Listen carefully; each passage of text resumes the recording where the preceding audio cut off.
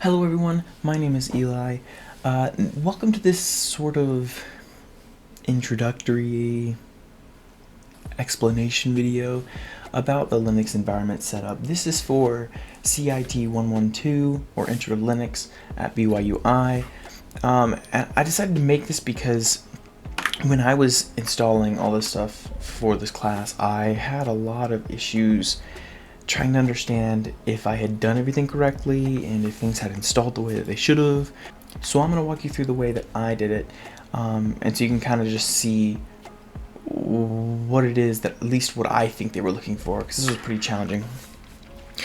So first off, to have this finished, you're going to need a virtual environment on your computer. So when I installed all these things, I wasn't specifically looking for anything. I just followed these instructions that just said turn off, these things, and then install, download these things, and then install these things, and then that's it. Like I didn't see any other options. I didn't see other things. It was just that was it. So I finished downloading and installing these things, and nothing happened on my computer. It was pretty much the same. I didn't see any virtual computer, I didn't see anything, and I was like, oh, well, I wonder if I'm done, because this is all the steps that it gives you, and after the instructions for MacBook, it's done. So there's nothing else below that. So I spent some time after I realized that I didn't have things down right trying to figure this all out. You can follow this this first video. In fact, I suggest that you do, and it shows you how to do VirtualBox.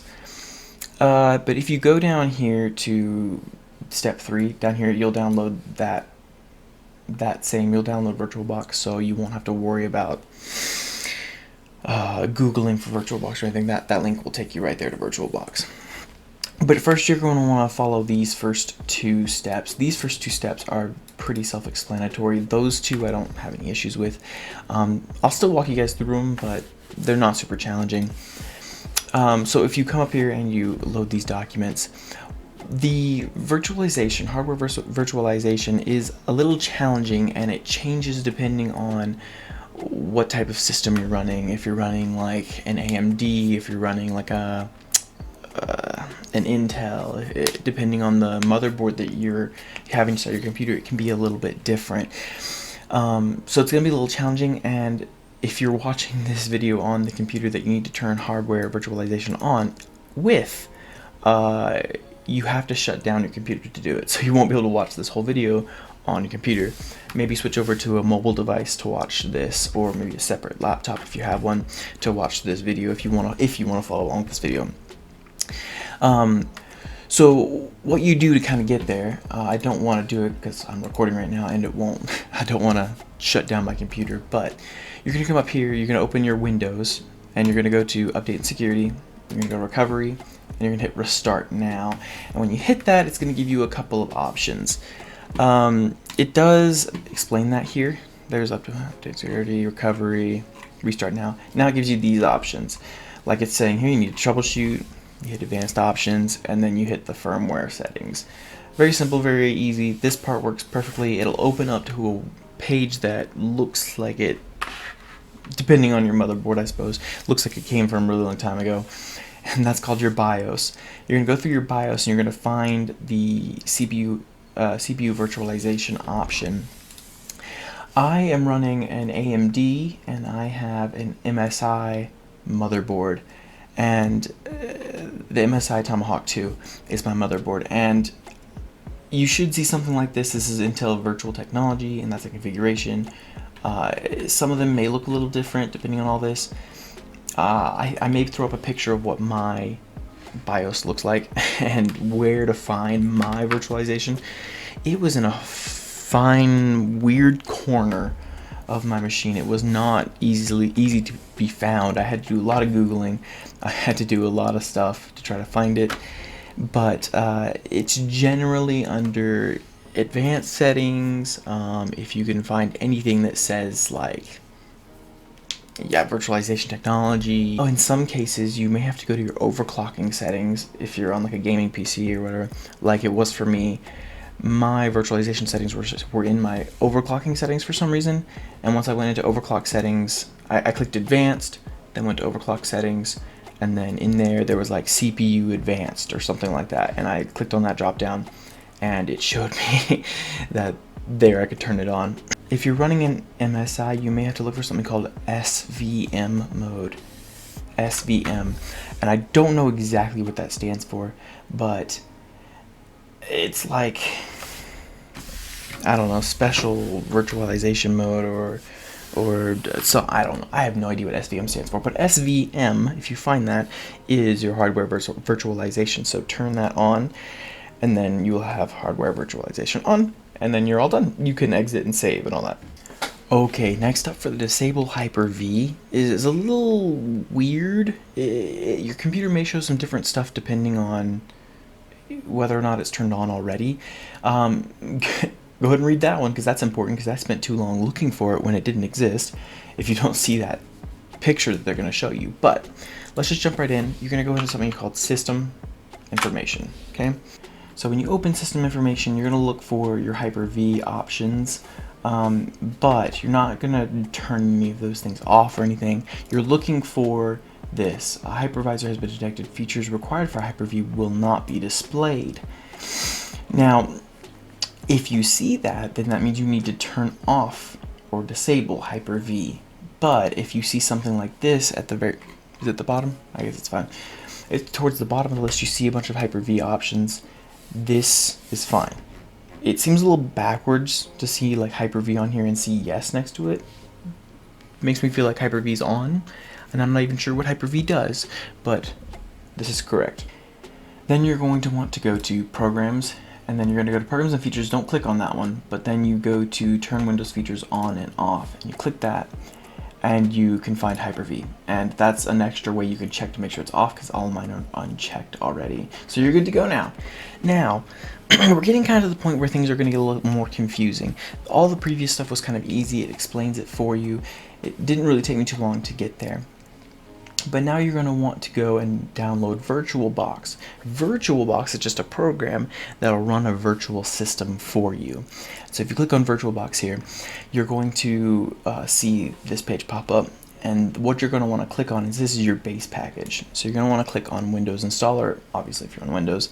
Now over here it says that you need the platform package and the extension pack. Now the extension pack is just further down the page, so no big deal. Here's your platform, and then here's your like which platform you're on, and then there's your Linux platform, like your platform package that they talked to you about. They say that they want you to get 20.04, which is a deb package, but I haven't used a deb package. You may go ahead and download it. It's not a very big file. It'll download very quick. You may need it in the future, that I'm unaware of, but so far I haven't used it, and I don't know if I will or if I need to or anything like that. But I got the virtual machine running perfectly fine without that. So you can download it or not, it's up to you. The next thing they're going to want you to download though is your extension pack. You do want this. Now download that. Okay, once you've downloaded those things, you're going to double click on the exe, the install file for VirtualBox, and that's going to go through the install with you, get the whole thing downloaded. Once that's done, it'll open Oracle VM VirtualBox. It'll show this. There's my Linux system that I've already started, but you're going to see something like this. What you're going to want to do is you're going to come over here to your extension pack. You can double click it. The extension that it gives you, the ext pack, or I'm sorry, the VBox extension, is recognized by VirtualBox. So if you just double click it, it'll open your VirtualBox, and it will say, do you want to install this? Go ahead and say yes, go ahead and install it. If I double click it now, it's just going to say that it already exists. It'll do that to say this extension pack already exists, installed with the same version. Would you like to reinstall it? I'm not going to do that, but go ahead and install it and go through that. But now Ubuntu Desktop that it gives you, this is confusing to me, and it took me a while to kind of understand how this works. And it's a little confusing because then you got a network installer, then you got BitTorrent, okay? And then you got this Ubuntu 20.04, which is what they ask you to download. But if you click that, it's going to take you obviously to BitTorrent, and it'll give you a torrent download. And if you do that, then you're going to need something to extract that torrent download. And that took me so long to realize that that wasn't the only option of download that was available. You don't want that. You want an ISO image because an ISO image is, an ISO file, because an ISO file is an image that allows the computer and it allows VirtualBox to figure out what Linux version you're trying to run. So if you scroll down here, you're gonna want this. I think it's just really funny how long it took me to get down here, but you want past releases and other flavors, and you want the 20.04. And if you click on that, that's going to download an ISO file. Or rather, I'm sorry, it'll take you here, and then you can download your ISO file. You want desktop image. You don't want server install image. You want desktop image. So if you click on this one, it'll download this file, and if you come to your downloads, you'll see you have Ubuntu, and the file extension is a .iso. Let that finish. I don't want to let that finish because that's going to take forever. But let that finish. Depending on your internet speed, it might take a little bit. It took me like 10 minutes, I think, to download. Now that you've downloaded that, notice that over here, it just says install these things. It doesn't give you any instructions on how to do that or anything like that. So far, that platform package, that is the deb file that I just showed you, this platform package, I haven't done that yet. I don't know how. I've tried in many different ways. I haven't figured that out yet, but we're gonna move on. We've installed the extension pack by double clicking on the extension pack thing when we opened it. Now if you come over here to your VirtualBox and you hit new, it's going to ask you for a name. You give it any name you want. I called mine Linux 2. Doesn't matter what you call yours. Then you're going to come here to ISO image. You're going to click on that and you're going to click other. And then wherever you saved your ISO image file, which is this one right here, you just go to it, you double click on it, it'll open it. It should say something like detected OS type. And it'll say this can be installed on it doesn't matter. None of that matters. But you just want to make sure it says detected OS type, and it grays out a type of Ubuntu right here. Mine is Ubuntu 64-bit, which is what yours should say. Then you just give it a name, and then once you give it a name, you can hit next, and you can go through the install that you're going to make for your virtual machine. I don't want to do that because I don't want to make a new virtual machine, but you just follow these steps as you hit next. This is your username that you're going to sign into your computer with your computer. So I typed in, for mine I did, because that's like a username that I use sometimes for my computer to log into or something. So like, I don't know, you could put your name, you could say like Eli or something. The password here is going to be your password to sign into your computer. So you're going to want to change that to something you know. I don't actually know. Oh, it says change me. So you could leave it as change me if you want to. No one's going to be signing into this computer. So just like when you open your PC and you swipe up and then it asks you for your password and you type in your PC password and it allows you in, this is what this password is going to do for your virtual machine. So you type in a password that you can remember or anything like that. You can leave the rest of the stuff the same and you just hit next. The rest of this is all about how much memory you're going to allocate it and allow the virtual machine of Ubuntu or Linux to use. You can just leave it all at default. You can just hit next, next, next. I think the next one, yeah, the next one's a finish, and that will start or open your new VirtualBox. I just leave everything the way it is. It looks fine. Finish, as long as everything looks great, hit finish. It will take a little bit of time. It'll open a window and it'll start loading and it'll say like importing files and stuff like that. Let that finish, let that go through its thing. It'll probably take, depending on your computer speed, it could take 15 minutes, 30 minutes. Now when it's done, it will open something like this. Mine says powered off right now because I turned mine off, but if you don't turn yours off, it should say running, and you can just, this button will turn into a display button. Is that what it turns into? Instead of a start button, it would turn into a view button. What's the button? Show. It turns to show. It'll open a page like this. This will be powering on your Ubuntu or powering on your Linux. Let it do its thing. Now here it opened my EJCTCHM, which is my username. If you click on it, it'll ask you for that password. So type in the password that you chose for your system. I'll do that now. and then it'll boot your system. I don't need these anymore, and get that to go away. Now yours will probably boot in that small little window that we were just in a couple seconds ago. I'll show you how to fix that so you can make it bigger if you want to make it fit your whole screen and such. I don't want to connect my online accounts, that does not matter. No, I don't really care, this is just a virtual machine, leave me alone. Alright, I'm done. Alright. So, first off, if you want to change your screen size, because when my screen size was so small, it was hindering being able to see everything because stuff was cut off. So you come up here to this drop down menu right here and you click settings. It'll open up a window for you here, and then you want to come down to displays, and then you have some options here like for resolutions and such. You can choose whichever one fits you best. Excuse me. Most common displays for Windows are going to be 1920 by 1080. Those are the most common ones. But which I guess I could do. Let me just apply. I keep changes. It looks pretty good. This scroll bar is here, and it's kind of annoying. I don't like that. But there's that, I guess. What does that look like? Let me change that real quick. Keep changes. Oh, it makes it worse because it makes it taller. That makes sense. That would totally make sense. Anyway, so I did mine here. Is that it? Yeah, I did mine there just to make sure that I wasn't missing anything, that I could see everything. And there's still a little bit of scroll room, so you can adjust that as you see fit. I just wanted to make it wide, but not too wide, and so I just fiddled around with it for a little bit. But this seems fine with me. You're not going to spend a ton of time on here. You're just going to do some assignments on this system. So do what feels natural. Open it however big you feel like it needs to be. But that's how you do that.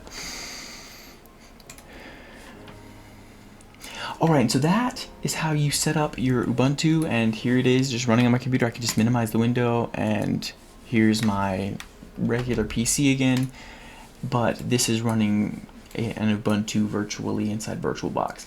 Now, one more thing I want to show you real quick is they want you to open a document like this one in Ubuntu, in Linux. They want you to open and then follow these instructions. I kind of want to show you guys how to get this file onto your Linux system, because this system isn't inherently connected to your PC at all. The way I did it, and I guess you could do it a couple different ways, is that I downloaded this file right here onto my PC because I was doing schoolwork on my PC. I suppose you could go onto like Firefox or something right here on Ubuntu and sign into your school account and then download it that way too. That would be fine. But I downloaded it on my PC because I was already signed in and everything, and then I stuck a USB into my computer and then copied it over to the USB, and then once that copy was finished, I came down here to this button, which is the USB. It says no USB devices attached, which isn't necessarily true, but if you right click on it, it'll open up this list. Okay, and these are all the things I have plugged into my computer right now, like my camera and my USB audio device, which is my headphones, and you know, my whatever else. I've got a microphone on here too somewhere. I don't know where that's at. I actually don't even see it. But so you got all this stuff, right? And one of them should be a USB, you know, it should say whatever yours, Kingston or whatever your USB is, and you just click on it and it'll put a check mark on it, and then that will act as if you plugged it into the virtual device, your Ubuntu, rather than plugging in the computer. But so that's all you have to do. You just right click on it, then click on that one, it'll put a check mark box on it, and then it'll start connecting. It'll blink red a couple of times, let it do its thing, and sit there for a few seconds. It should turn green, and then it should automatically open files, or it should tell you up here at the top, tell you that, oh, something was plugged in, would you like to view it in the files? Or you can come over here and click files yourself, and you'll find it like over here. But that should be it. If for some reason you right click on this and then once you click on it, it doesn't actually show up after like 30 seconds. 30 seconds of waiting, and it doesn't come up in your files, it's just not there, then what you want to do is you disconnect it from hello, thank you for doing that, I guess, weirdo. Alright, you disconnect it from here, then you'll come back into your computer and like eject it, disconnect it, plug it back in, and then come down here and click it again, and then that should fix it, because it fixed it for me when I did it, and then you should be good to go. Now, why did it close my settings? All right. Displays. Oh no, I can't see it. see how it's like cutting stuff off? It just was really annoying. Well, that's kind of cool. Refresh rate. Okay. Anyway, going to go back to where I was. Apply. I keep changing. Alright, so that's it. Alright, thank you guys for being here and being a part of this. I hope this video helped you guys. It helped you guys kind of understand a little bit better what's going on, because, I mean, for me, I definitely had no clue what was going on, and I'm glad that I finally got it figured out, and that hopefully I could help you guys figure this out too. If you guys want any more videos about this semester or anything like that, you also can tell me that as well. I probably will make them. But anyway, go check out my other videos about coding, because I have a lot of really fun ones about Python and about CSS and HTML and JavaScript and all the other such. And yeah, I will see you guys later. All right, peace.